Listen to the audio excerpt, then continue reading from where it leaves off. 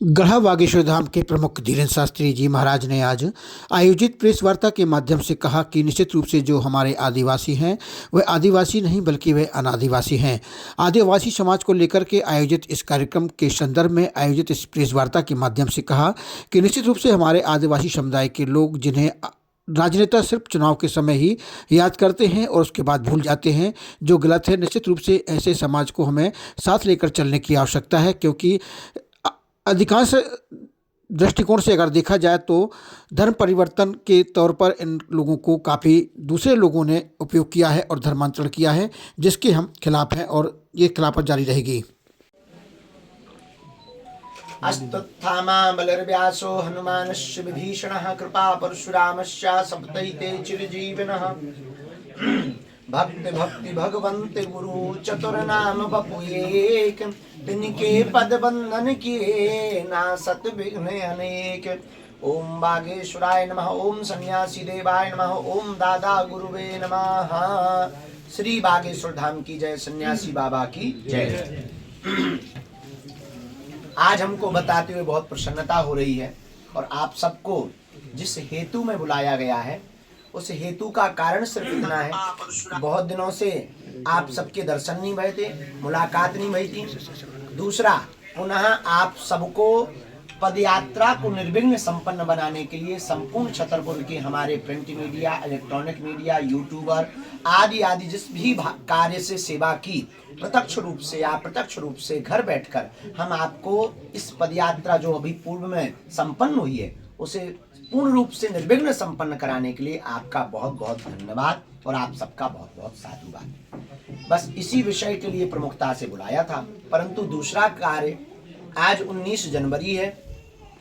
वर्तमान समय में संपूर्ण भारतवर्ष में विदेशी ताकतों के द्वारा प्रायोजित तरीके से धर्मांतरण को बहुत विशेष रूप से प्रोत्साहित किया जा रहा है और प्रोत्साहन दिया जा रहा है, जिसमें छत्तीसगढ़, मध्य प्रदेश और अन्य प्रदेश, केरल, तेलंगाना, मिजोरम, असम, नागालैंड, ये वो प्रदेश हैं, उड़ीसा, जहां बहुतायत मात्रा में हिंदुओं का धर्मांतरण लालच, प्रलोभन या फिर चमत्कारों की ट्रिक दिखा करके करवाया जा रहा है।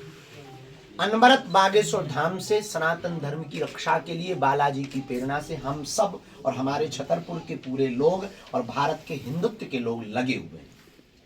एक समुदाय है जिसे हम प्रकृति मित्र कहते हैं। आप सबने उनको बहुत करीब से देखा भी होगा, जाना भी होगा और सब लोग जानते भी हैं। हम उस बारे में आपसे विस्तृत चर्चा करने के पूर्व कह दें कि वो समुदाय ऐसा है जिसे चुनाव की टाइम पर याद किया जाता है, इसके बाद भुला दिया जाता है। वो समुदाय ऐसा है जो शहरी शोर शराबा से बहुत दूर है और आपकी चमक धमक से बहुत दूर है, पर अपनी संस्कृति को बचाए हुए है। वो समुदाय ऐसा है, संसाधन कम है लेकिन प्रकृति के बहुत करीब है और हमें लगता है कि वो परमात्मा के भी बहुत करीब है। वो समुदाय ऐसा है कि जब भगवान राम वनवास गए तो सबसे पहले साथ अगर किसी ने दिया तो उसी समुदाय ने। लोग उनको आदिवासी कहते हैं, हमारा मानना है वो अनादिवासी। क्यों? क्योंकि वह एक ऐसा वर्ग है कि जो जंगल में भी उत्साह पूर्वक रहते हैं, मंगल मनाते हैं। ईसाई मिशनरियों की कुछ ताकतें, कुछ धर्म विरोधी ताकतें जो वर्तमान में कई जगहों पर पकड़ी गई, उनके मिशनों की पोल खुली है। लगातार जंगलों में जाकर के, गांव-गांव में जाकर के आदिवासी परिवारजनों को प्रलोभन दिखाकर, चमत्कार दिखाकर के कन्वर्जन करवा रहे हैं, धर्मांतरण करवा रहे हैं। हमारे सनातन धर्म में हम सबको अगर हिंदू राष्ट्र बनाना है तो सबसे पहले हिंदुओं के धर्मांतरण को रोकना पड़ेगा। बालों का विज्ञान है कि आपको बालों को अगर हरा भरा रखना है तो पहले झड़ते हुए बालों को रोकना पड़ेगा। आदिवासी परिवार हमारे परिवार के अभिन्न अंग हैं। अब हमने एक नया प्रण ठाना है जिसके लिए आपको बुलाया है। वो ये बुलाया है, आज 19 जनवरी को पूरे मध्य प्रदेश के कुछ जिलों के, कुछ प्रदेश के बाहर के जिलों के, अन्य प्रदेशों के आदिवासी परिवार के लोग आज यहाँ उपस्थित हो रहे हैं। लगभग 6 बजे तक एक आयोजन होगा। उस आयोजन में आदिवासी भाइयों से 1-to-1 संवाद कुछ लोगों से होगा और उद्बोधन होंगे और 3 संकल्प दिलाए जाएंगे। पहला संकल्प ये होगा कि हम हर हाल में धर्मांतरण के खिलाफ लड़ाई लड़ेंगे। दूसरा संकल्प आदिवासी भाई को दिलवाया जाएगा कि अपने समाज को जागरूक करने के लिए शिक्षा पर जोर देंगे और हिंदुत्व का प्रचार करेंगे। और तीसरा संकल्प जो दिलवाया जाएगा वो यह दिलवाया जाएगा कि गांव-गांव में हिंदुत्व को बचाने के लिए जिलों-जिलों में, गांव-गांव में, कॉलोनियों में हनुमान चालीसा बागेश्वर मंडल बनाया जाएगा, जो पूरे देश में भविष्य में अगर किसी भी प्रकार से रोड पर, सड़क पर उतरने की जरूरत पड़ी तो वह सभी बागेश्वर हनुमान चालीसा मंडल के श्रद्धालु, सदस्य, मंडल के सेवादार एक साथ सड़क पर उतरने के लिए सेना के रूप में तैयार रहेंगे। उसमें प्रमुख रूप से भूमिका हमारे आदिवासी समाज के सभी जनों की होगी, क्योंकि धर्मांतरण के लिए यह सॉफ्ट टारगेट है।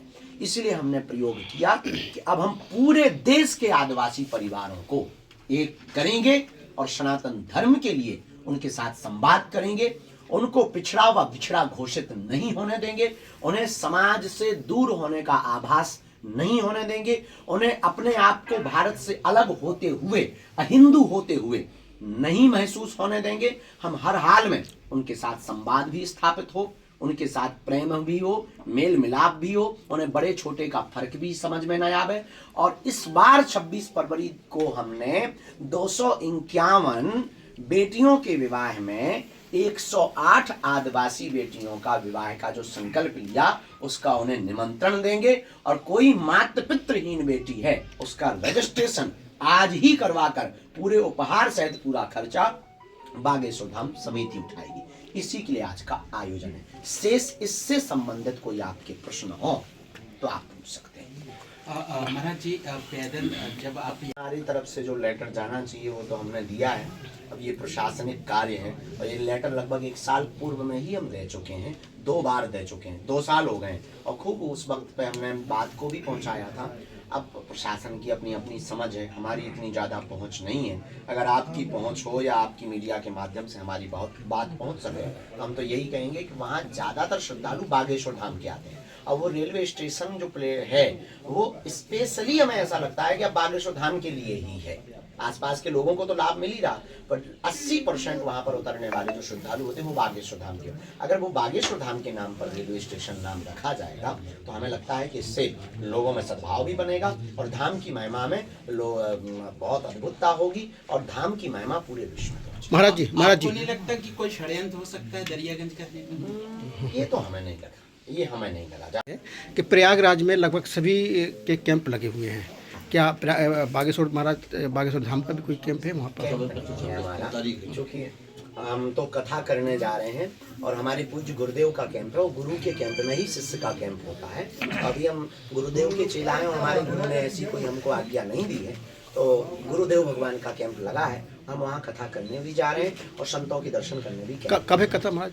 27, 28 और 29 तारीख को जनवरी में। अभी जनवरी में लेटे हुए हनुमान जी के सामने संगम में परमार्थ निकेतन का जो कैंप लगा हुआ है परम पूज्य श्री चिदानंद मुनि जी महाराज जी का, वहाँ पर 3 दिवसीय हनुमान कथा है। पता नहीं खबर कौन? अभी 6 तारीख को। अच्छा 6 तारीख को। ऐसा हमारे पास अभी नहीं आ पाए, वार्ता को बारे में हमारे पास इस विषय पे तो नहीं आ पाया धाम का। बाकी आरोपी पकड़े जा रहे हैं और अनवरत धरपकड़ है। यहाँ धाम की एक समिति तय है, सुरक्षा समिति ग्राम पंचायत की है और ग्राम पंचायत सुरक्षा समिति है जो अनवरत इस प्रकार के कृत्यों पर लगाम लगा रही है, रोक लगा रही है। और इस प्रकार के अगर पकड़े जा रहे हैं तो हम तो प्रशासन से यही कहेंगे कि उनको विशेष दंडात्मक उनके ऊपर कार्रवाई की जावे और उन्हें समाज से भी बहिष्कृत किया जावे। ऐसा करने वालों को ठीक रास्ता कभी हारा नहीं। ठीक है, आपको अगर ज्ञान है तो आप किसी भी आदमी से बाइट लेने में और इंटरव्यू लेने में सक्षम हो सकते हैं और किसी भी प्रकार का तर्क रख सकते हैं। अगर ज्ञान नहीं है तो एक साधारण सा आदमी भी आपको जवाब दे करके चुप करा सकता है। राम नाम। हाँ, तो शिक्षा के लिए अभी हम जो आदिवासी परिवारों में जो करने जा रहे हैं कि अभी आप जो बागेश्वर धाम का हनुमान चालीसा मंडल बना रहे हैं उसके द्वारा 1-1 घंटे का आध्यात्मिक कोर्स वहीं के आचार्य या पुजारी या मंडल का सदस्य करवाएंगे। बागेश्वर धाम में भी गुरुकुल खोली जाएगी? हाँ, गुरुकुलम की पद्धति 2026 या 27 में प्रारंभ हो जाएगी। निर्माण कार्य प्रारंभ हो गया है। महाराज, जिस तरीके से छत्तीसगढ़ में लगातार जिस तरीके से लोग नक्सलवाद बढ़ रहा है, तो जो आदिवासी परिवार है वो नक्सलवाद की ओर जा रहे हैं, उनको कैसे रोका जाएगा? कितनी चुनौती है कि ये नक्सलवाद, और क्यों आखिर है? क्या आप भी छत्तीसगढ़ में काफ़ी रहे हैं, काफ़ी जगह गए हैं, लोगों से मिले हैं, इसके पहले एक हत्या हुई थी वहाँ, उसके परिवार में आप कवर्धा भी गए, क्या आपने देखा है, क्या आपका एहसास हुआ है कि क्यों ऐसा हो रहा है? देखिए, वो ये लोग बहुत सरल होते हैं, बहुत सहज होते हैं, जैसा इनको कह दो ये वैसे ही करने पर उतारू हो जाते हैं। तो इसीलिए हमने आदिवासी सम्मेलन का एक संकल्प लिया है कि हम आदिवासी सम्मेलन करके जन जागृति करेंगे।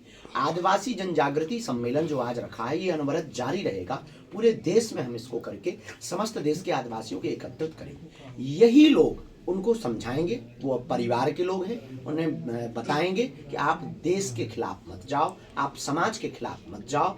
नक्सलवाद, गृह युद्ध ये देश के लिए सबसे बड़ा कैंसर नामक रोग है, और हमें भरोसा है कि सरकार अपना कार्य करेगी, उससे भी रोक होगी और उससे भी ब्रेक लगेगा। और धाम की टीम और यह आदिवासी जन जागृति सम्मेलन जब जगह जगह होंगे तो वो भी नक्सली बनाने में रोक लगाएंगे, इसमें किंचित मात्र भी संदेह नहीं। आज के प्रत्येक कुविचारों को मिटाने का हमारा संकल्प है। ये भी एक कुविचार है, हम अपने जीते जी कम समय में ज्यादा काम करना चाहते हैं, तो हम भी ये चाहते हैं कि हाँ हो और नक्सलवाद खत्म हो, ताकि छत्तीसगढ़ सुरक्षित हो, संरक्षित हो, और उसके लिए हम जो कर सकेंगे हम करेंगे। सरकार अपना कार्य करेगी, और सरकार के साथ तो ठीक है, हम साधु हैं, उनके विचार परिवर्तन कराने में जो भी हमारी वाणी का सदुपयोग होगा, बैठकों का सदुपयोग होगा, हनुमान जी से प्रार्थना होगी, वो हम करेंगे। महाराज, नक्सल ये जो करेगा, कोने कोने में काम करेगा, और यही धर्मांतरण रोकेगा। और जहां भी धर्मांतरण हो रहा, एक एक जगह जहां जहां गठित हो गया, वहां की जान। एक सबसे बड़ी चुनौती तो हो गई रोहिंग्या और अन्य देशों के शरणार्थी।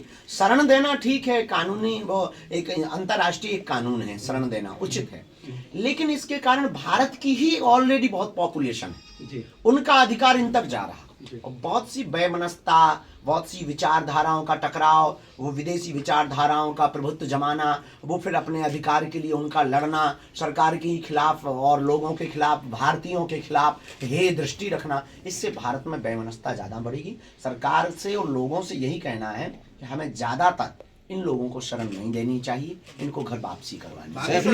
सैफ अली खान पर हुए हमले को आप किस तरीके से देखते हैं? का विवाह का भी संकल्प रखा गया है, इसको लेके किस तरह से उनको जोड़ने का प्रयास किया जा रहा है? ये सनातन धर्म के लिए सबसे बड़ा विषय है, सबसे बड़ी चुनौती है हमारे आदिवासी परिवार। इसलिए चुनौती है क्योंकि वो सॉफ्ट टारगेट है हलीउल्लाह वालों के, और वो धर्मांतरण कराने में बहुत जल्दी से सफल हो जाते हैं। इसीलिए हमने इस बार कन्या विवाह में ये नया प्रयोग किया है कि 251 में 151 सब समाज की बेटियां, लेकिन 108 आदिवासी समाज की बेटियां। क्यों? उन्हें मौका मिलेगा, आने का मौका मिलेगा, मंच पर खड़े होने का मौका मिलेगा। यह चर्चा पूरे देश में जाएगी। जब उनकी बेटियों को साधु संत महात्मा बड़े बड़े लोग आशीर्वाद देंगे तो उन्हें भी गौरव महसूस होगा, भारतीय होने पर गर्व होगा, सनातनी होने पर गर्व होगा। ये हमारी और तुम्हारी भूल है, इसलिए वो धर्मांतरण करने पे मजबूर हो। वायरल का विषय नहीं है महाकुंभ, ये जो भी चल रहा है हमें तो नहीं उचित लग रहा है, हम इसके खिलाफ हैं। महाकुंभ में वायरल का विषय नहीं है, महाकुंभ आस्था का विषय है, महाकुंभ संस्कृति का कुंभ है, महाकुंभ कल्चर को बढ़ाने का, कल्चर को समझने का, किसी को वायरल का नहीं है। हमने पूर्व में ही कहा कि रील के लिए नहीं, रियल के लिए जाना। वहाँ भी जो ये जो 2-3 चीजें चल रही, कहीं ना कहीं वो मेन मुद्दा से महाकुंभ भटक रहा, चाहे वो किसी बच्ची के खिलाफ कहा जा रहा हो, चाहे वो किसी व्यक्ति के खिलाफ या उसके पक्ष में या उसके बारे में। महिमा मंडन एक दिन कर दिया, बस हो गया। मेन जो महाकुंभ पर होना चाहिए विचार विमर्श, विचार विमर्श इस बात पर होना चाहिए कि सनातन कैसे बचेगा, हिंदुत्व कैसे जगेगा, हिंदू राष्ट्र कैसे बनेगा, और जो हिंदू नहीं है उनको घर वापसी कैसे कराई जाए जो धोखे से चले गए। चाहे वो इस देश के इस्लाम में हो, वो भी हिंदू हैं, चाहे वो ईसाई हो गए, वो भी हिंदू हैं। इस पर काम होना चाहिए, इस पर फोकस होना चाहिए। लेकिन हम जा रहे हैं, हमने प्रण ठाना है, वहाँ पर हम एक कार्यक्रम कर रहे हैं, उसका संकल्प है हिंदू जगाओ, हिंदुस्तान बचाओ। आप कौन सा डुबकी जो लगा सैफ रहे अली हैं? खान पे हमला आप हुआ है डुबकी उसको कौन सा क्या लगा? मानते हैं? जो सैफ अली खान पे हमला हुआ है वो बांग्लादेशी है, उसको आप क्या मानते हैं? बांग्लादेश हुआ तो गलत हुआ है, पर अब हम उस विषय में हम क्या कह दें। जो हुआ है वो शायद पकड़ा भी गया है। नहीं, वो बांग्लादेशी है, घुसपैठिया है। गलत है वो तो, उस पर बोल ही चुके हैं कि उनको घर वापस करो। जितने भी हैं उसको भर क्यों, जितने हैं उन सबको करो। और हमारी न्यूज देखो कौन रहा है। महाराज जी, आपको मैं महाराज जी, प्रयागराज में एक विशेष समुदाय ने अपना दावा ठोका कि ये जमीन हमारी है, यहाँ पर कुंभ लगाया जा रहा उस है। पर तो 4-5 बार जवाब दे दिया है। यात्रा के दौरान क्या बदलाव देखने को मिला और साथ में गांव-गांव जो आपको टीम गठित ये नया विषय।